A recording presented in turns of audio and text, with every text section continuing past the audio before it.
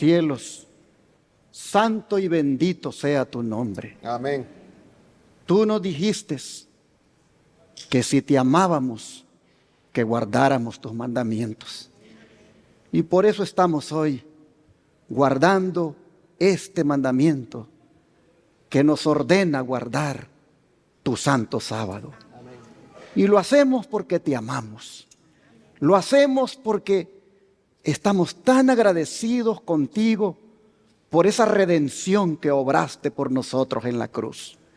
Hoy es un día glorioso, un día en el cual nos deleitamos y un día en el cual te damos honra y gloria por habernos redimido.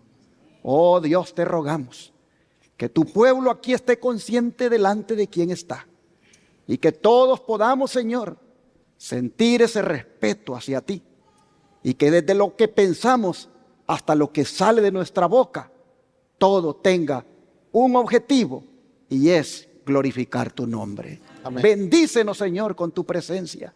Te lo suplicamos en el nombre de Jesús. Amén. Amén. Este día vamos a prepararnos para la venida del Señor. ¿Cuántos quieren prepararse para la venida del Señor? Al final del mensaje voy a hacer un llamado para que todos aquellos que quieran abandonar el pecado y necesiten la ayuda de Jesús, vengan y caigan de rodillas ante sus pies. Así que ya se los digo de antemano. Hermanos y hermanas, vamos a prepararnos para la venida del Señor con el tema número 70 del seminario profético, la revelación de Jesucristo. Vamos a estudiar ahora en este tema otro mensaje del capítulo más corto del libro del Apocalipsis, como es el capítulo 15. Ya prediqué 5 mensajes de ese capítulo tan corto y todavía da para más. Así que vamos a abrir la Biblia en Apocalipsis 15 y esta vez nos vamos a concentrar en los versículos 5 al 8. Apocalipsis 15, versículos 5 al 8. Dice la Escritura lo siguiente.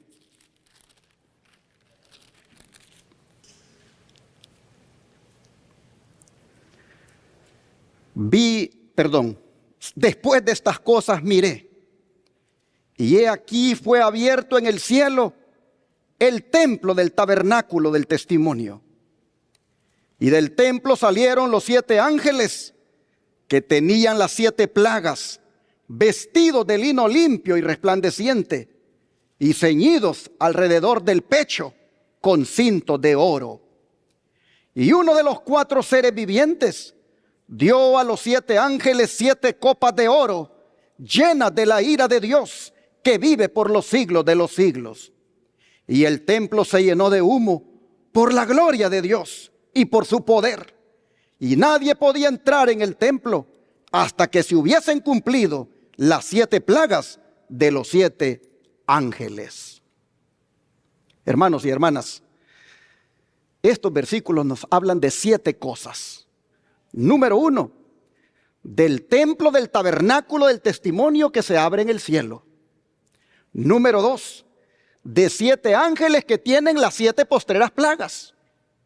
Número 3, de la vestimenta de los ángeles que es de lino limpio y resplandeciente y con cintos de oro alrededor del pecho.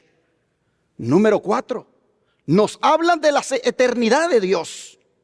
Número 5, nos habla de 7 copas de oro llenas de la ira de Dios. Número 6, del templo que se llena de humo por la gloria de Dios. Y número 7, que nadie puede entrar en ese templo hasta que se cumplan las 7 plagas postreras. Me gustaría que revisáramos algunos aspectos sobre estos puntos, pero por cuestión de tiempo nos vamos a enfocar hoy en el primero. Es decir, en la realidad de que existe un templo en el cielo llamado el tabernáculo del testimonio. En este tabernáculo ministra ¿quién? nuestro gran sumo sacerdote, Cristo Jesús. Y cuando nosotros escuchamos o leemos la frase, el tabernáculo del testimonio, ¿con qué conectamos nuestros pensamientos? A ver. Con el santuario, dice mi hermano Ángelo. Con los 10 mandamientos, dice el hermano Rigo. Efectivamente, hermanos, este tabernáculo del testimonio que Juan mira que se abre en el cielo es el gran modelo original de aquel que construyó Moisés en el desierto por orden de Dios. Aquel fue, como dice el don profético, nada más que un trasunto o copia de este. Leamos lo que dijo Moisés, lo que le dijo Dios a Moisés en el libro de Éxodo 25, versículo 8 y 9. Éxodo 25, versículo 8 y 9.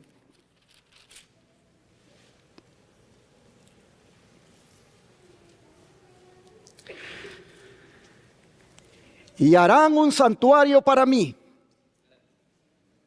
y habitaré en medio de ellos.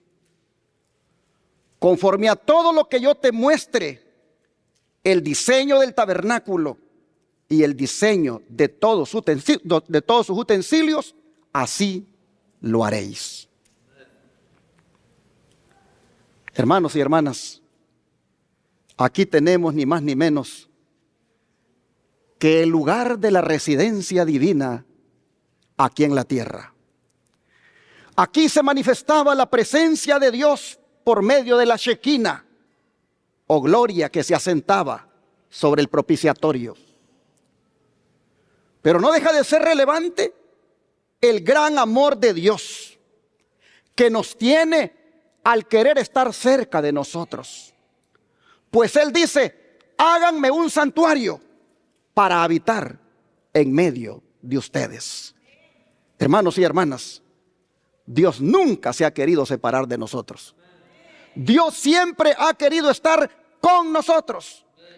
Es más, cuando vino en forma humana, el apóstol Juan dijo, el Verbo se hizo carne y habitó. Es decir, tabernaculó entre nosotros. Oh, mis hermanos, y dijo Juan, y vimos, dijo, ¿qué cosa? Su gloria, como la del unigénito del Padre, lleno de gracia y verdad. Hermanos y hermanas, en Cristo Dios fijó su tienda o morada aquí entre los hombres. Por eso Él es llamado Emmanuel, Dios con nosotros. Y es tan grande su anhelo de morar siempre con nosotros, que Jesús dijo, en la casa de mi Padre, ¿qué cosa? Muchas moradas hay. Voy pues a preparar lugar para vosotros, y vendré otra vez, y os tomaré conmigo, porque yo quiero que donde yo estoy, ustedes también estén. ¿Cuántos damos gloria a Dios por eso? ¡Qué anhelo de Jesús! ¡Qué anhelo de la deidad! ¡Qué anhelo del Padre y del Hijo! De querer estar con nosotros. Y qué anhelo del Espíritu Santo que anda con nosotros, consolándonos todo el tiempo. Oh, hermanos y hermanas, esa promesa que Jesús hizo, de que va a venir otra vez para llevarnos y estar con Él, ¿cuántos realmente queremos que se cumpla? Por eso nos llamamos ¿cómo? Adventistas, porque esperamos esa promesa. Hermanos, pero Él quiere tanto morar con nosotros, que mientras llegue ese día de llevarnos a morar con Él en esas mansiones celestiales, Él ha hecho de nosotros ¿qué cosa? Su templo, para morar ya en nosotros. Oh, hermanos, ¿cuántos creen que somos templo de Dios? Por eso deberíamos asegurarnos todos los días de que nuestro cuerpo sea habitable para Dios, manteniéndolo limpio de toda contaminación de carne y de espíritu, dice Pablo, es decir, física y mentalmente. Hermanos, si la mente, que es el lugar santísimo de este cuerpo o templo de Dios, si la mente está limpia, nuestro cuerpo también lo estará. Y cuando lo aplicamos a la salud, ya dice el refrán, mente sana en cuerpo sano. Y esto solo se logra, hermanos, a través de la sana alimentación. Esa sana alimentación que Dios prescribió en el Edén, la cual consiste en comer, ¿qué cosa? Frutas, semillas y vegetales. Esa es la alimentación original. Allí no hay carne de ningún tipo, ahí no hay huevos, ahí no hay lácteos. Esa es, hermanos, la alimentación que de consumirla hace que la mente esté limpia, esté sana y repercute en todo nuestro cuerpo. Esa alimentación sana, hermanos, más el ejercicio, el consumo del agua, el aire, el sol, el descanso, la temperancia y la confianza en el poder divino, todo eso hace de nuestro cuerpo un templo digno de la morada de Dios. Pero volviendo al santuario que Moisés construyó, ¿por qué era llamado el tabernáculo del testimonio? Vamos a seguir leyendo en Éxodo 25 para ver la conversación que el Señor tiene con Moisés. Vamos a leer ahora el versículo 10, 16 y 21. Dice, harán también un arca de madera de acacia, cuya longitud será de 2 codos y medio, su anchura de codo y medio y su altura de codo y medio. Ahora el versículo 16. Y pondrás en el arca el testimonio que yo te daré. Versículo 21. Y pondrás el propiciatorio encima del arca, y en el arca pondrás el testimonio que yo te daré. ¿Y cuál era el testimonio que Dios le daría a Moisés? Vamos ahora a ver Éxodo 31, versículo 18. Éxodo 31, versículo 18. Y la Escritura dice, y dio a Moisés, cuando acabó de hablar con él en el monte de Sinaí, 2 tablas del testimonio, tablas de piedra escritas con el dedo de Dios. Oh, ahora mire el capítulo 32, versículo 15 y 16, de aquí mismo de Éxodo. Dice así, y volvió Moisés y descendió del monte, trayendo en sus manos las 2 tablas del testimonio, las tablas escritas por ambos lados, de uno y otro lado, estaban escritas. Y las tablas eran obra de Dios, y la escritura era escritura de Dios grabada sobre las tablas. De manera, hermanos y hermanas, que el testimonio eran las tablas de los 10 mandamientos de la ley de Dios. Ellas daban testimonio ¿de qué? Del carácter y de la justicia que Dios demanda. Oh, hermanos y hermanas, una justicia que el ser humano la puede obtener por medio de Jesucristo, pues Él satisfizo las demandas de la ley y por su justicia somos justificados. De manera que el santuario era llamado tabernáculo del testimonio por los 10 mandamientos que estaban en él, precisamente en el lugar santísimo. Y pensar que muchos ahora se refieren a la ley de Dios escritas en esas tablas, se refieren como la ley de Moisés, cuando claramente nosotros leemos que fueron escritas con el dedo de Dios, que fueron obra de Dios, la escritura que había en ellas. Oh, mis hermanos, el tabernáculo del testimonio es llamado así porque contiene el testimonio de la santa ley de Dios. El don de profecía, hablando de esto, vea lo que dice. El santuario era el tabernáculo construido por Moisés a la orden de Dios, como morada terrenal del Altísimo. Los israelitas estaban peregrinando por el desierto y el tabernáculo se preparó de modo que pudiera ser llevado de un lugar a otro. No obstante, era una construcción de gran magnificencia. Sus paredes consistían en tablones ricamente revestidos de oro y asegurados en basas de plata, mientras que el techo se componía de una serie de cortinas o cubiertas, las de fuera de pieles y las interiores de lino magníficamente recamado con figuras de querubines. A más del atrio exterior, donde se encontraba el altar del holocausto, el tabernáculo propiamente dicho consistía en 2 departamentos, llamados el lugar santo y el lugar santísimo, separados por una rica y magnífica cortina o velo. Otro velo semejante cerraba la entrada que conducía al primer departamento. En el lugar santo, que era el primer departamento, se encontraba hacia el sur el candelabro con sus 7 lámparas que alumbraban el santuario día y noche. Hacia el norte estaba la mesa de los panes de la proposición, y ante el velo que separaba el lugar santo del Santísimo estaba el altar de oro para el incienso, del cual ascendía diariamente a Dios una nube de sahumerio junto con las oraciones de Israel. Ya en el lugar santísimo, allá en el cuarto del fondo, se encontraba, ¿qué cosa? El arca, cofre de madera preciosa, cubierta de oro, depósito de las 2 tablas de piedra sobre las cuales Dios había grabado la ley de los 10 mandamientos.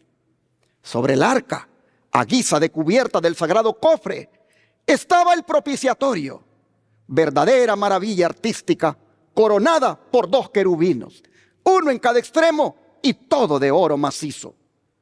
En este departamento era donde se manifestaba la presencia divina en la nube de gloria entre los querubines. Así el don profético, en El conflicto de los siglos, página 407 a la 408, nos describe aquel magnífico tabernáculo, todo de oro en muchas de sus partes. ¿Y qué representa tanto oro en él? Oh, mis hermanos, el oro es un símbolo de la santidad y realeza de nuestro Dios. De manera que las instrucciones debían de seguirse al pie de la letra, construirlo con las partes de oro como Dios lo había mandado. Pero esto, como ya dijimos, era una copia, otro asunto de aquel gran original que Juan mira que se abre en el cielo en el contexto del derramamiento de las 7 postreras plagas. De manera que para compararlo, dice el don profético, el santuario celestial en el cual Jesús ministra es el gran modelo del cual el santuario edificado por Moisés no era más que trasunto, es decir, copia. Dios puso su espíritu sobre los que construyeron el santuario terrenal. La pericia artística desplegada en su construcción fue una manifestación de la sabiduría divina. Las paredes tenían aspecto de oro macizo y reflejaban en todas direcciones la luz de las 7 lámparas del candelero de oro. La mesa de los panes de la proposición y el altar del incienso relucían como oro bruñido. La magnífica cubierta que formaba el techo, recamada con figuras de ángeles en azul, púrpura y escarlata, realzaba la belleza de la escena. Y más allá del segundo velo estaba la santa Shequina, la manifestación visible de la gloria de Dios, ante la cual solo el sumo sacerdote podía entrar y sobrevivir. Oh, que no se metiera alguien allí que no fuera el sumo sacerdote, porque moría inmediatamente. Ahí estaba la presencia de Dios. Dice, el esplendor incomparable del tabernáculo terrenal reflejaba a la vista humana la gloria de aquel templo celestial, donde Cristo, nuestro precursor, ministra por nosotros ante el trono de Dios. La morada del Rey de Reyes, donde miles y miles ministran delante de Él y millones de millones están en su presencia. Ese templo lleno de la gloria del trono eterno, donde los serafines, sus flamantes guardianes, cubren sus rostros en adoración, no podía encontrar en la más grandiosa construcción que jamás edificaran manos humanas, más que un pálido reflejo de su inmensidad y de su gloria. Pero aún así, dice, con todo, el santuario terrenal y sus servicios revelaban importantes verdades relativas al santuario celestial y a la gran obra que se lleva allí a cabo para la redención del hombre. ¿Cuál es la gran obra que se lleva a cabo allá en el santuario celestial?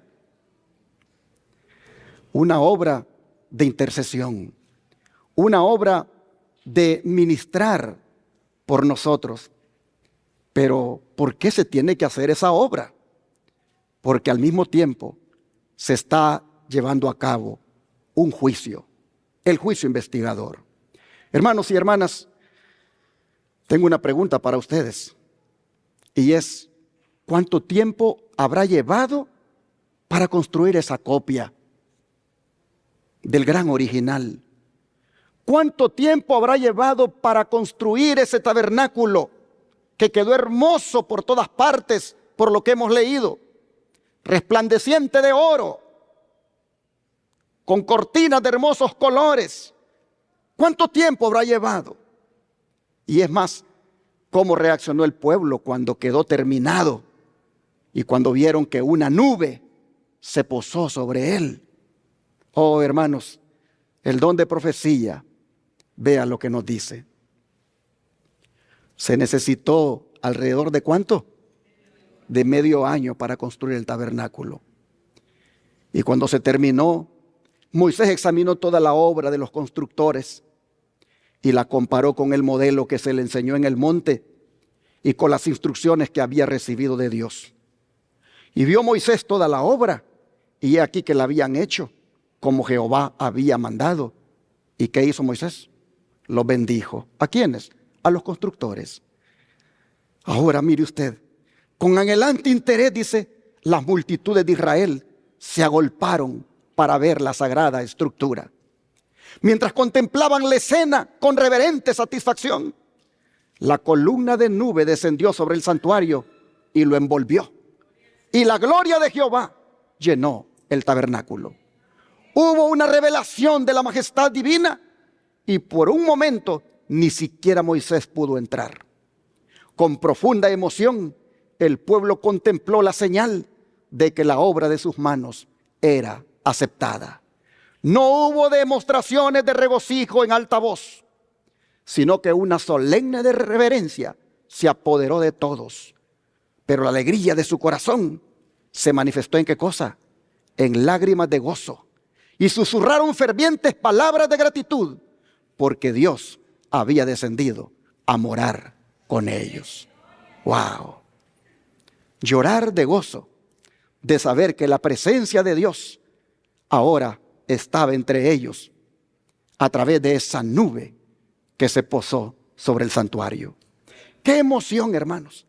¡Qué emoción! Sin duda fue un momento memorable para los israelitas. Pero, volviendo al Apocalipsis, ¿qué implicación tiene para nosotros y tendrá para el mundo cuando el templo del tabernáculo del testimonio se abra en el cielo? Cuando el gran modelo del que Moisés copió para hacer el santuario terrenal se abra en ese contexto del derramamiento de las plagas, ¿qué implicaciones tendrá eso para nosotros y para el mundo? ¿Cuál es el mensaje que nos da Jesús con esta revelación? Sin duda, hermanos, el mensaje es que la violación a la ley de Dios es el pecado que provocará el derramamiento de las plagas, como lo dice este título de mi presentación. Pero pastor, dirá alguien, ¿cómo puede ser que la violación a la ley de Dios sea la que va a provocar la ira de Dios? Sea la que va a provocar que las plagas se derramen.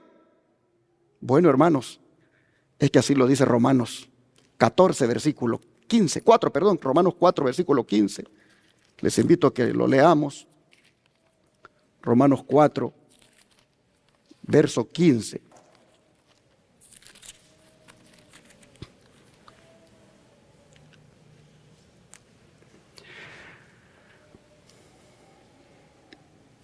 Dice así: pues la ley produce ¿qué cosa? Voy a repetirlo y ustedes me responden. Pues la ley produce ¿qué cosa, hermanos? Ira. Pero donde no hay ley, tampoco hay transgresión. Hermanos, la ley produce ira. ¿Cuándo es que la ley produce ira?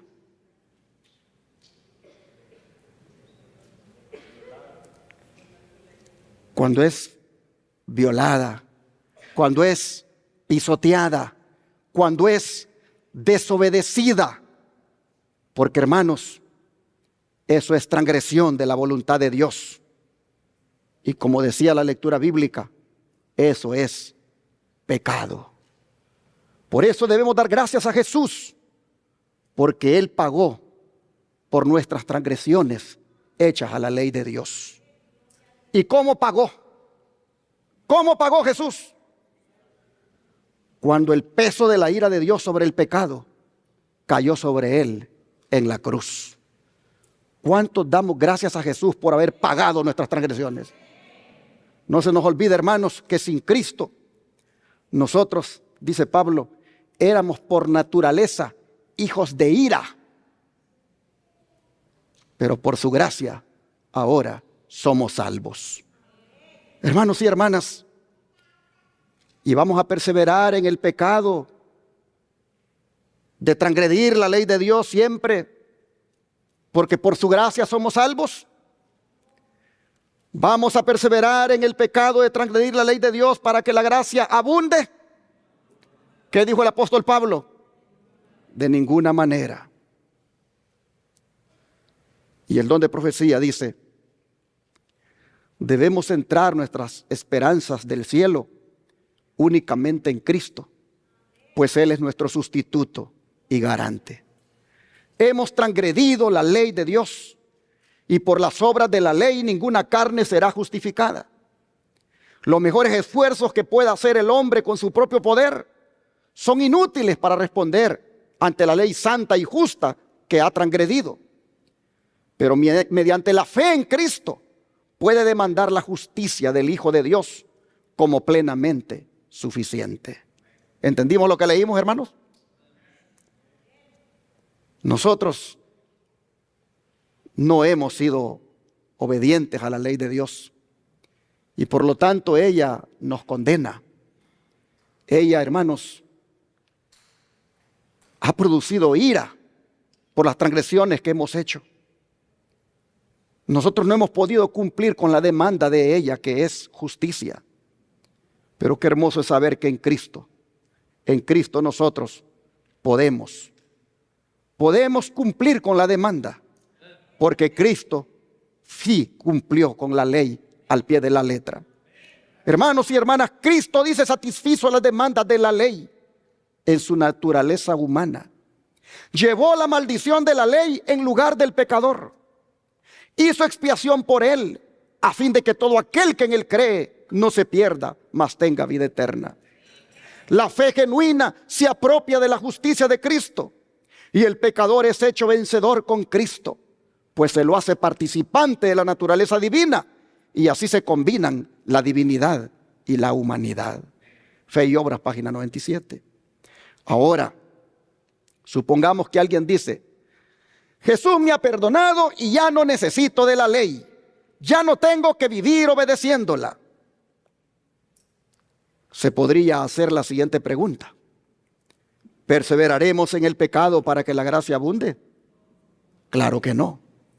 Si alguien roba dinero de mi cartera y luego viene y me confiesa el delito, me pide que lo perdone y yo lo perdono, luego se va y hace lo mismo otra vez, ¿no sería esto una muestra de que no hay cambio alguno en su vida?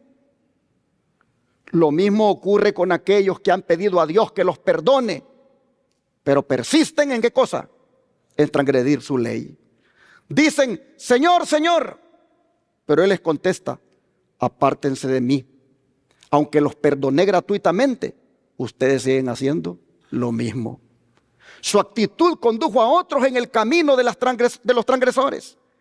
Por esta razón se les llama hacedores de maldad.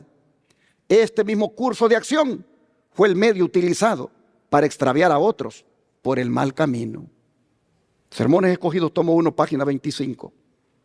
Hermanos, yo creo que es importante, por estas declaraciones inspiradas que hemos leído, que nosotros tomemos en serio, hermanos, la obediencia a cada uno de los mandamientos de la ley de Dios. Y no persistamos en desobedecerlos. Y si lo hemos estado haciendo en alguno de ellos, debemos arrepentirnos y dejar de hacerlo. Oh, hermanos y hermanas, ¿qué tanto nosotros guardamos los mandamientos de Dios? Dice el apóstol Santiago que si fallamos en uno, ¿fallamos en cuántos? En todos. De manera, hermanos y hermanas, que si andamos levantando falsos en el pueblo de Dios, si andamos en la iglesia levantando falso testimonio de los hermanos, o aún divulgando las faltas de los hermanos, eso es transgresión ¿de cuál mandamiento? ¿De cuál, hermanos? Del noveno que nos dice: no levantarás falso testimonio.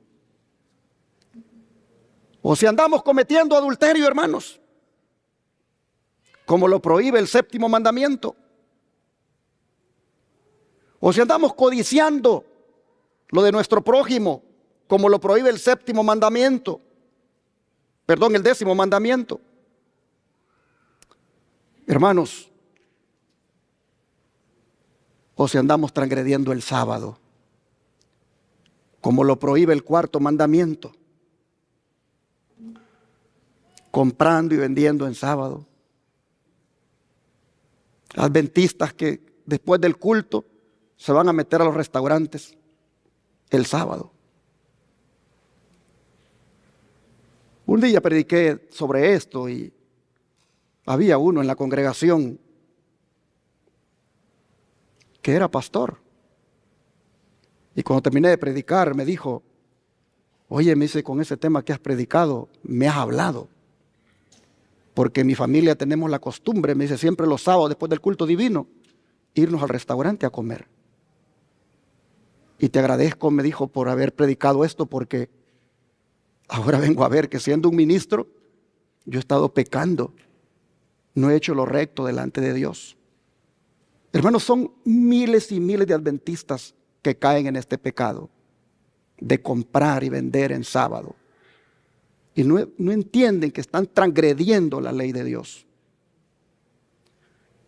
Oh, mis hermanos, si nosotros hemos pecado violando el sábado,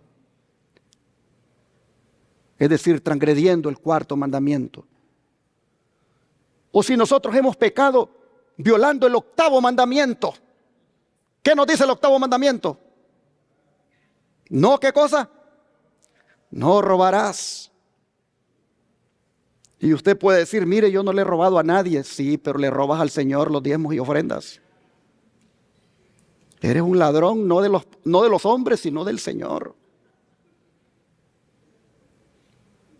Ponte a cuenta, mi hermano. Ponte a cuenta. Jóvenes, pónganse a cuenta. No le roben a Dios. No le roben a Dios. Devuélvanle al Señor los diezmos y las ofrendas.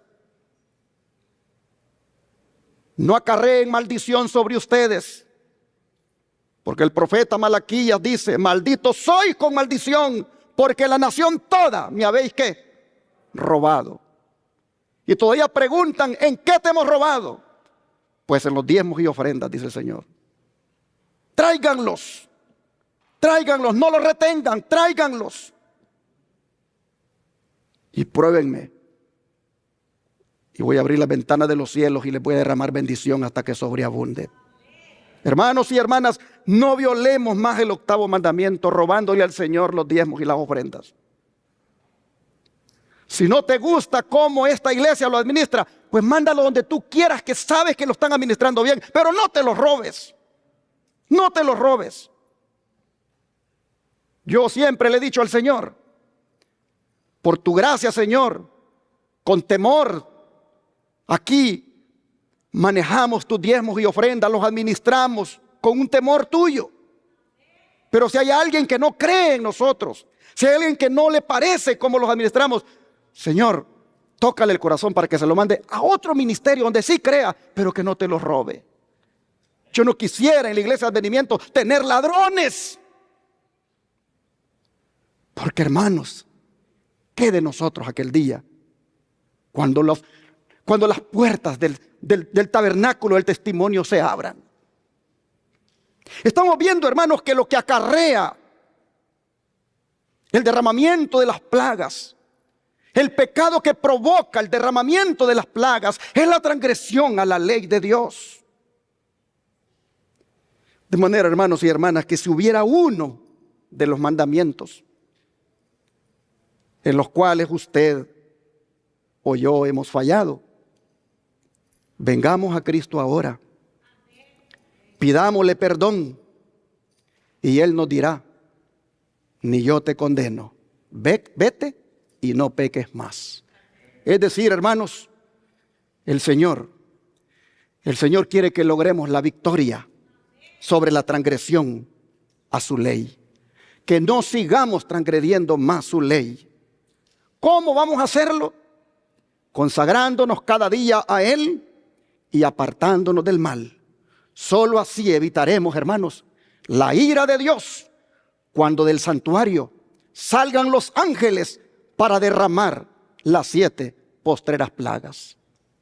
Hermanos y hermanas, las plagas van a salir desde la sala del trono del lugar santísimo.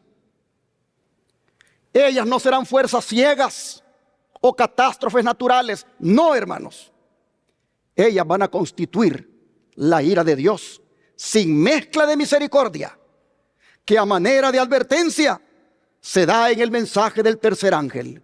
Leamos dicha advertencia, Apocalipsis 14, 9 al 12. Apocalipsis 14, 9 al 12. Dice: y el tercer ángel lo siguió, diciendo a gran voz. A ver, hermanos, ¿a quién siguió el tercer ángel? Al primero y al segundo, porque dice: y el tercer ángel los siguió. ¿A quiénes? Al primero y al segundo.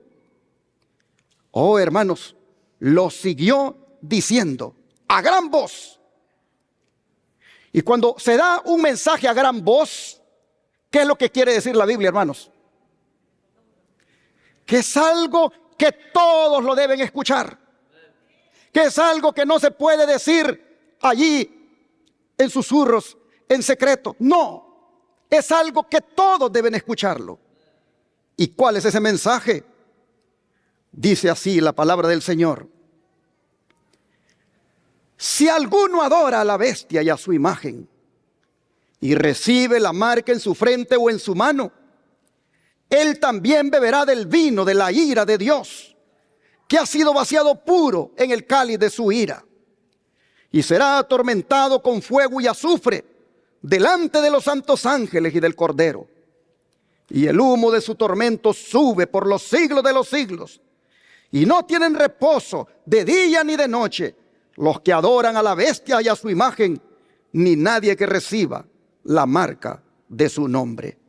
Aquí está la paciencia de los santos, los que guardan los mandamientos de Dios. ¿Y qué cosa, hermanos? La fe de Jesús. Hermanos, aquí se habla del vino de la ira de Dios, que es vaciado puro en el cáliz de su ira. Pero cáliz en el griego es lo mismo que copa. porque nosotros leímos que los ángeles van a salir con las 7 copas de la ira de Dios. Hermanos, ¿sobre quiénes es derramada la ira de Dios? Según leemos en el mensaje del tercer ángel, ¿sobre quiénes? Si ustedes se fijan, la ira de Dios se va a derramar sobre el papado, simbolizado aquí por la bestia, y su imagen, cuando se una la iglesia con el Estado, y todos aquellos que se sometan a ese sistema. Hermanos, los que se sometan también a la marca de la bestia, como es la ley dominical, los que hagan eso habrán hecho una transgresión abierta, desafiante a la santa ley de Dios. Y dice Jesús aquí, eso no va a quedar impune. Los que acepten la ley dominical y de esa manera adoren a la bestia y a su imagen, van a beber del vino de la ira de Dios, que se va a derramar sin mezcla de misericordia. Hermanos y hermanas, Jesús nos está advirtiendo en el mensaje del tercer ángel a tiempo, para que no recibamos esa ira de Dios que en las 7 postreras plagas se ha de derramar cuando el templo se abra, cuando, hermanos, allí salgan esos ángeles. Por eso hago un llamado a todos los cristianos que me están mirando o me están escuchando en esta hora, a que le pongan atención a la verdad bíblica de la santa ley de Dios, que sigue siendo válida y que de ningún modo ha quedado clavada en la cruz, como dicen algunos predicadores. Deberíamos ponerle atención a Jesús cuando dijo: no piensen que he venido para abolir la ley. No he venido para abolir, sino ¿para qué? Para cumplir. Y hasta que pasen el cielo y la tierra, ni una jota ni una tilde pasará de la ley hasta que todo sea cumplido. Ustedes pueden leer esas palabras cuando puedan en Mateo 5, 17 y 18. No se les olvide, hermanos, que como Cristo es la verdad, también su ley es la verdad. Y si creemos en Jesús, debemos creer lo que Él dice. No rechacemos su verdad, que tiene que ver con el testimonio que está guardado en el lugar santísimo del santuario celestial, como es su santa ley. El rechazo de esos testimonios, el rechazo de esa ley, como dice el título de este mensaje, provocará el derramamiento de las plagas, provocará la ira de Dios. Por eso les invito a acatar las palabras que se encuentran en Romanos 1, versículo 18. Romanos 1, versículo 18.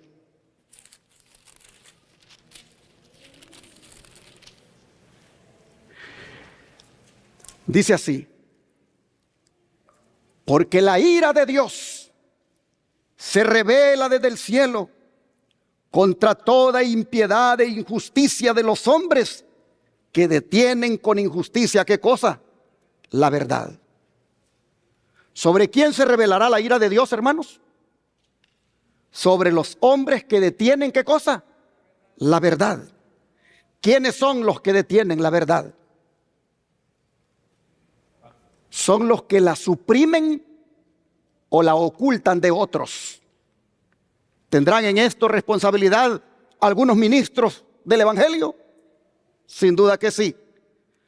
Por eso dice Dios por medio del profeta Isaías: pueblo mío, los que te guían, ¿qué cosa?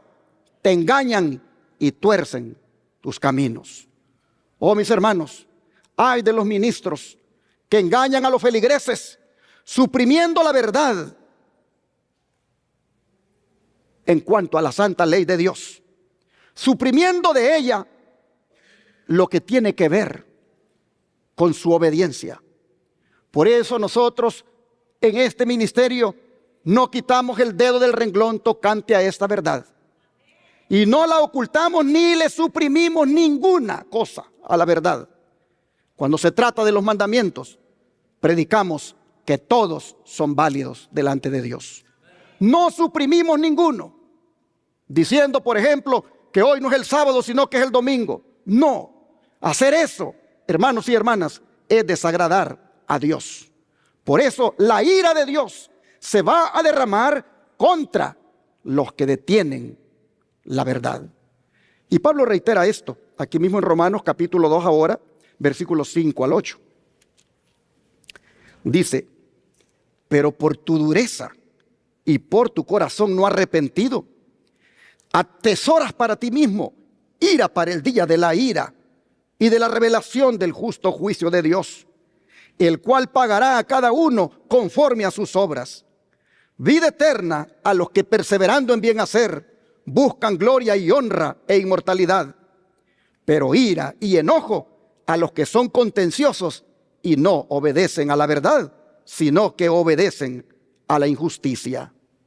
A ver, hermanos, ¿contra quién será la ira y el enojo de Dios?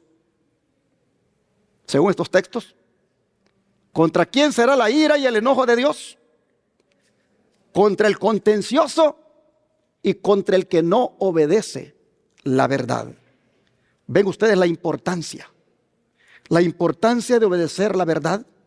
Hermanos, el que obedece la verdad es santificado por la verdad. Por eso Jesús oraba para que nosotros fuéramos santificados por la verdad. Vamos a leer Juan 17, versículo 17. Juan 17, verso 17.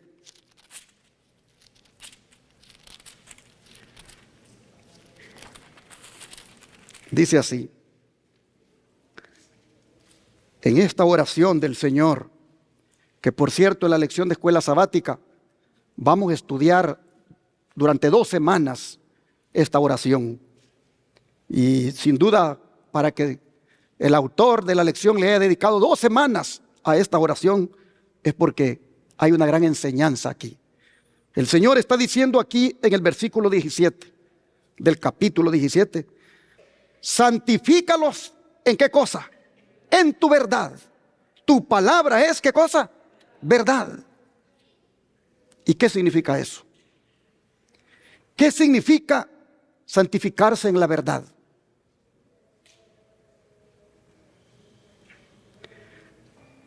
¿Cómo es que usted, hermano, hermana, se va a santificar en la verdad? Caminando en ella, obedeciéndola. Pues le pido que ponga sus ojos en la pantalla para que mire lo que el don de profecía le dice, cómo uno se santifica en la verdad. Cristo oró al Padre con estas palabras: santifícalos en tu verdad, tu palabra es verdad. Como tú me enviaste al mundo, así yo los he enviado al mundo. Por ello yo me santifico a mí mismo, para que también ellos sean santificados ¿en qué cosa? En la verdad. Fíjense bien, dice en estas palabras: yo me santifico a mí mismo. Así dice, Él lleva una vida de perfecta obediencia, porque Él es modelo perfecto. Luego continúa y dice, para que ellos sean santificados. ¿Por medio de qué? ¿Mediante las emociones? ¿Por los sentimientos? No. Sino por medio de qué cosa, hermanos? De la verdad. No podemos confiar en las emociones. Debemos conocer qué cosa? La verdad. Ahora bien, aquí Cristo está orando a su Padre para que santifique a sus seguidores por medio de la verdad. Hay una verdad que santifica, que tiene un poder santificador sobre el creyente. Y se espera que todos los presentes nos preguntemos, ¿y qué es la verdad? ¿Qué es la verdad? Si hemos de creer la verdad y ser santificados por ella, entonces debemos escudriñar las Escrituras para que sepamos cuál es la verdad. Si lo hacemos, no edificaremos sobre un fundamento falso. Pero si no lo hacemos, al final descubriremos que hemos cometido un grave error y que hemos edificado sobre la arena. Por lo tanto, seremos barridos cuando lleguen la tormenta y la tempestad. Anhelo la vida eterna, aunque me cueste el ojo derecho y aunque me cueste el brazo derecho. La pregunta que debo hacerme es: ¿estoy bien con Dios? ¿Estoy sirviéndole en humildad y mansedumbre de espíritu? Y así en Sermones Escogidos, tomo 1, página 126, el don de profecía nos hace ver cómo se santifica uno en la verdad. Primeramente, estudiando las Escrituras, conociendo en ella cuál es la verdad, y luego dejarnos santificar por ella, viviendo de tal manera, hermanos, que estemos a cuentas con Dios, viviendo de tal manera que estemos haciendo lo recto delante de Dios. Que si tenemos que sacarnos el ojo derecho o cortarnos el brazo derecho, simbólicamente hablando, lo hagamos con tal de que al final entremos a la vida eterna. ¿Qué es sacarse el ojo derecho o cortarse el brazo derecho? Para que Jesús utilizara esa metáfora. Hermanos, ¿qué producirá en uno sacarse el ojo derecho? Un gran dolor. ¿Qué producirá en uno cortarse el brazo derecho? Un gran dolor. Entonces, ¿qué quiere decir Jesús con eso? Que todo aquello que tienes que dejar, aunque te duela, como sacarse el ojo derecho, aunque te duela, como cortarte el brazo derecho, déjalo, déjalo si quieres entrar en la vida eterna. ¿Qué es lo que usted siente, hermano, hermana, que no puede dejar? Y que usted sabe que si lo deja, le va a doler. ¿Qué es? Usted sabe. Usted sabe qué cosa acariciada tiene en su vida y que es pecaminosa, que es desagradable delante de Dios. El Señor le dice ahora: déjalo, déjalo aunque te duela. Una vez vino un hombre y me dijo: mira, pastor, quiero que me deje un consejo, porque mi matrimonio se destruyó debido a la pornografía. Yo caí en ese pecado y mi esposa me descubrió y dijo: hasta aquí llegamos, y sometió la demanda de divorcio. Y ahora estoy triste, extraño a mi esposa, me hace falta, y yo quiero saber, me dice, ¿qué tú me puedes decir? Bueno, hermano, le digo, tu pecado ya sabes dónde lo tienes. Lo tienes en un teléfono inteligente. Aunque te duela, porque ya no vas a andar en las redes sociales. En ese tiempo todavía habían aquellos telefonitos de tapita que uno les daba vuelta y que en internet tenían. Cómprate uno de esos. Cómprate un teléfono de esos, porque para ti te hace daño un teléfono inteligente. Mira lo que hizo el teléfono inteligente contigo. Te destruyó tu matrimonio. Ahora estás triste, ahora estás solo. Deja de usar un teléfono inteligente y agarra uno de esos que en internet tienen y entrégate a Jesús. Ríndete a Él y Él te va a perdonar y te va a dar la victoria sobre ese pecado. Hermanos, hace poco me habló otro hombre, porque a mí me habla mucha gente, yo ni los conozco, con el mismo caso. Y le dije, ¿usted usa teléfono inteligente? Sí. Deje ese teléfono. Aunque le duela, le va a doler dejarlo, pero déjelo, porque eso es lo que lo tiene usted hundido en la pornografía. Oh, hermanos y hermanas, sacarse el ojo derecho y cortarse el brazo derecho es dejar todas aquellas cosas que nos duelen dejarlas, pero que debemos dejarlas, porque si no, nos vamos a perder. Hermanos y hermanas, el Señor es bueno y nos está advirtiendo ahora de qué es lo que va a provocar el derramamiento de las plagas. Y nos está advirtiendo a tiempo para que no perezcamos. Él quiere que abandonemos el pecado y que nos entreguemos completamente a Él. Él quiere que nos dejemos sellar para que ninguna plaga caiga sobre nosotros cuando el templo del tabernáculo del testimonio se abra. Por eso sería bueno escuchar al Señor esta mañana, cuando nos dice en Hebreos capítulo 12, versículo 1 y 2 lo siguiente. Hebreos 12, versículo 1 y 2.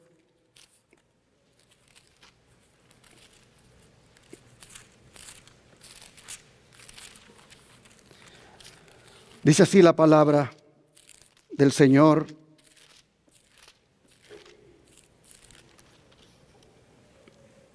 Por tanto, nosotros también, teniendo en derredor nuestro tan grande nube de testigos, despojémonos de todo peso y del pecado que nos asedia, y corramos con paciencia la carrera que tenemos por delante, puestos los ojos en Jesús, el autor y consumador de la fe, el cual por el gozo puesto delante de él sufrió la cruz, menospreciando el oprobio, y se sentó a la diestra del trono de Dios. Hermanos, nosotros también, teniendo en derredor nuestro tan grande nube de testigos, despojémonos de todo peso y del pecado que nos asedia y corramos con paciencia la carrera que tenemos por delante.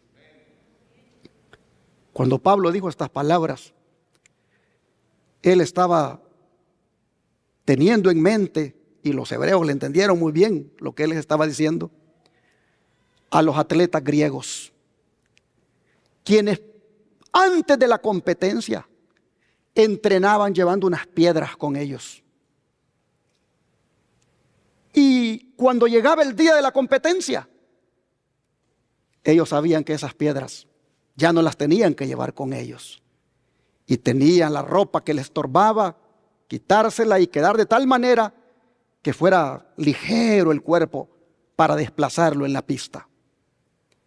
El atleta, antes de hacer la carrera, él miraba en las gradas la masa de rostros que lo contemplarían al iniciar la carrera y durante la carrera. Pues Pablo dice, tenemos en derredor nuestro una gran nube de testigos. Y cuando él hablaba de esa nube de testigos, se refería a los héroes de la fe del capítulo 11. Esos hombres del capítulo 11, esas mujeres del capítulo 11, dice Pablo, corrieron la carrera cristiana, de manera que superaron los obstáculos y todo peso del pecado que les agobiaba, se deshicieron de él. Y por eso ahora son mencionados en la galería de la fe. Hermanos y hermanas, ¿cuál es el pecado que te asedia? ¿Cuál es el pecado que te agobia? ¿Cuál es el pecado que tiene como un peso sobre ti y que no te deja ser feliz en la vida cristiana? ¿Cuál es el pecado, hermana, que tú sabes que te roba la paz, te roba el gozo de la salvación, te roba la esperanza? ¿Cuál es el pecado? Estás en esta carrera, la carrera de la vida cristiana, la cual no la has terminado todavía. Pero para llegar a la meta y poder recibir el premio, debes despojarte de ese pecado. Debes despojarte de eso que te estorba. Tú sabes muy bien qué es. Pero hay esperanza al decirte esto, porque esto se hace poniendo la mirada ¿en quién, hermanos? En Cristo. Pues él claramente dice, el apóstol, pongan los ojos en Jesús. Pongan la mirada en él. Miren cómo él la carrera, cómo él la desempeñó, cómo la corrió. Mira cómo superó los obstáculos, mira cómo superó las tentaciones, mira cómo él no transgredió ningún mandamiento. Y por eso dijo, viene el príncipe de este mundo y nada tiene en mí, porque nunca le dio lugar al diablo en su vida. Hermanos y hermanas, poniendo la mirada en Jesús, nosotros inspirémonos en seguir adelante corriendo esta carrera. Este es el tiempo, hermanos, de despojarnos del pecado. Este es el tiempo de despojarnos de todo aquello que nos asedia y nos estorba. La competencia en esta carrera, hermanos, no es contra otro hermano. La competencia en esta carrera es contra nosotros mismos. La competencia en esta carrera es contra mí. Pero si la corro teniendo en derredor la tan grande nube de testigos, mirando cómo ellos finalmente vencieron y poniendo la mirada en Cristo, al final de todo seré coronado con la vida eterna.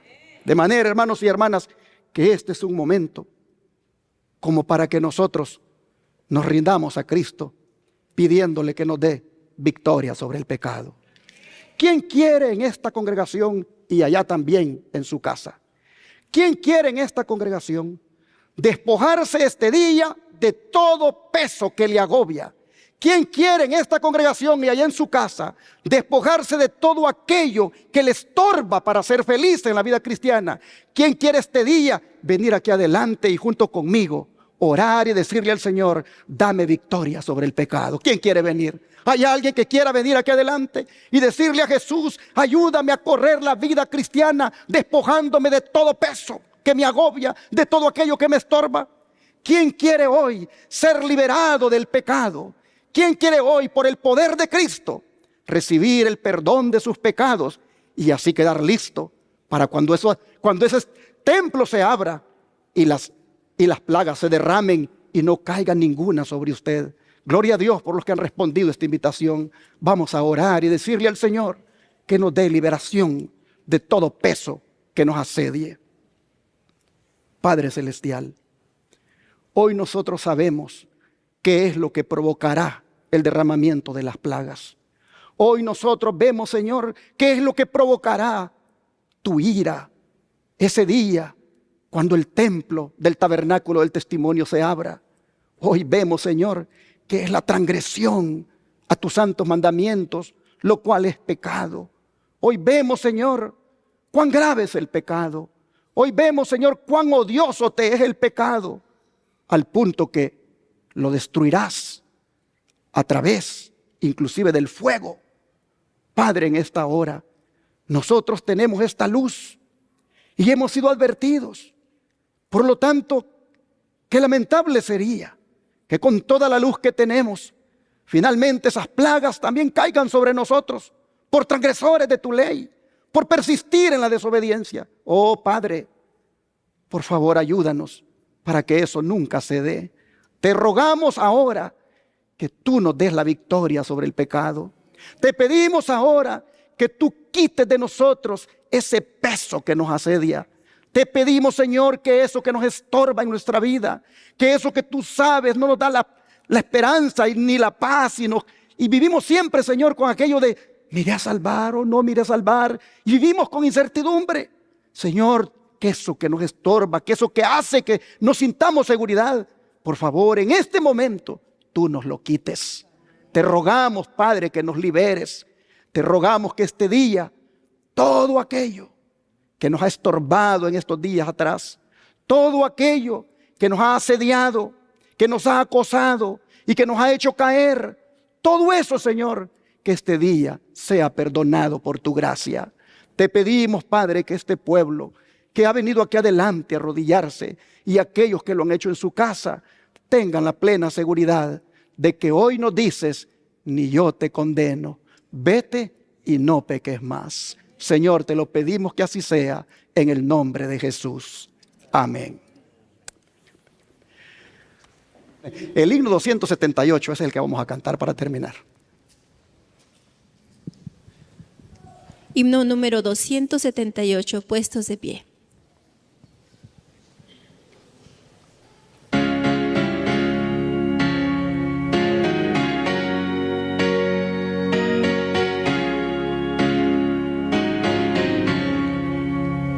Al contemplarte mi Salvador y al meditar en tu gran amor, en mi vida mucho pecado, para Cristo quiero triunfar. Cubre mi vida, Cristo Jesús, la cual las de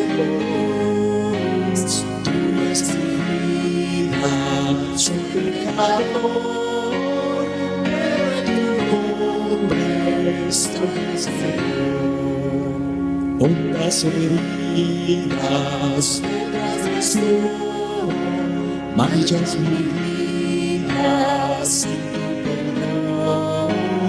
Cúbreme, Cristo, mora en mí. Vive tu vida, vive en mí. Cubre mi vida, Cristo Jesús, blanca cual nieve la luz. Tú eres mi vida, soy pecador, pero en tu nombre soy vencedor. Dame la dicha de tu perdón, dale tu manto de salvación. Cristo, me acepto, dejo el pecado, dame las fuerzas para brillar. Cubre mi vida, Cristo Jesús, blanca cual nieve la luz. Tú eres mi vida, soy pecador, pero en tu nombre soy vencedor. Reconciliados por tu morir, justificados por tu vivir, santificado por vencer, glorificado al verte volver. Pobre mi vida, Cristo Jesús, blanca cual nieve hace tu luz. Tú eres mi vida, soy pecador, pero en tu nombre soy vencedor. ¿Cuántos dicen amén, hermanos? Amén. Solo en Cristo somos más que vencedores. Mantengámonos en victoria en Cristo. Caigamos de rodillas nuevamente.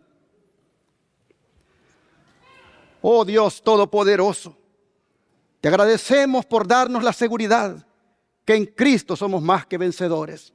De manera que cualquier pecado, por muy difícil de dejar, puede dejarse con Cristo que nos fortalece.